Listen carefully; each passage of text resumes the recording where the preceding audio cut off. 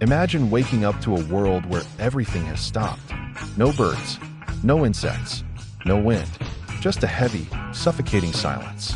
In August 1986, a local man named Ephraim was riding his motorcycle toward the village of Nyos in Cameroon. As he descended into the valley, he saw a cow lying in the grass. Then another. Then he saw a person slumped over on the side of the road. There were no wounds, no blood, no signs of a struggle. It looked like the entire world had simply decided to take a nap at the exact same time. But as Ephraim moved deeper into the village, the horror set in. He found families still sitting at their dinner tables, heads bowed as if in prayer. He found children in their beds who looked perfectly peaceful, except they weren't breathing. In a single night, 1,746 people had been erased.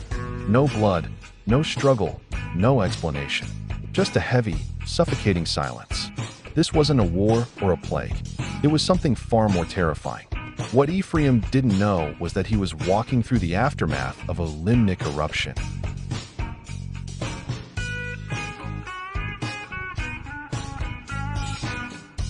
Deep at the bottom of Lake Nyos, a massive bubble of carbon dioxide had been building up for centuries, held down by the weight of the water.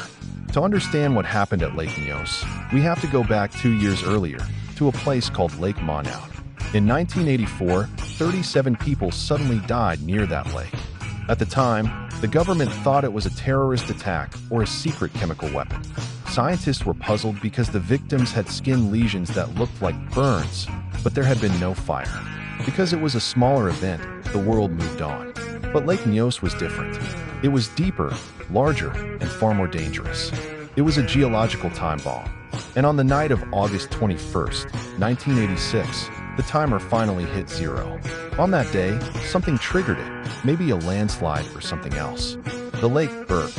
A silent, invisible cloud of 1.6 million tons of CO2 exploded from the water and raced down the valley at 30 miles per hour.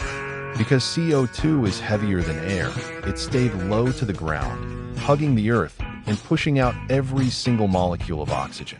If you were in the path of that cloud, you wouldn't even have time to scream. You would simply take a breath, realize there is no air, and lose consciousness in seconds. That's how CO2 suffocation works. At first, scientists thought the lake had spit out sulfuric acid. But the truth was even weirder. When the CO2 cloud hit the villages, it was so cold and so concentrated that it caused a pseudo-burn.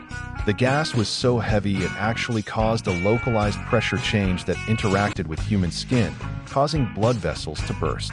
It was a mass execution carried out by nature itself. When the cloud finally dissipated, the lake had turned from a beautiful blue to a deep, rusty red. The color of the iron pulled up from the bottom. Today, scientists have installed giant pipes to degas the lake, slowly letting the CO2 out so it can never build up to a lethal level again. Nature is beautiful, but it is also a perfect, silent killer. We live at the mercy of the earth beneath our feet, and here at Carlton Stories, we dig into the files that shouldn't be forgotten. If you want the deep truth behind these impossible disasters, hit that subscribe button and join the library.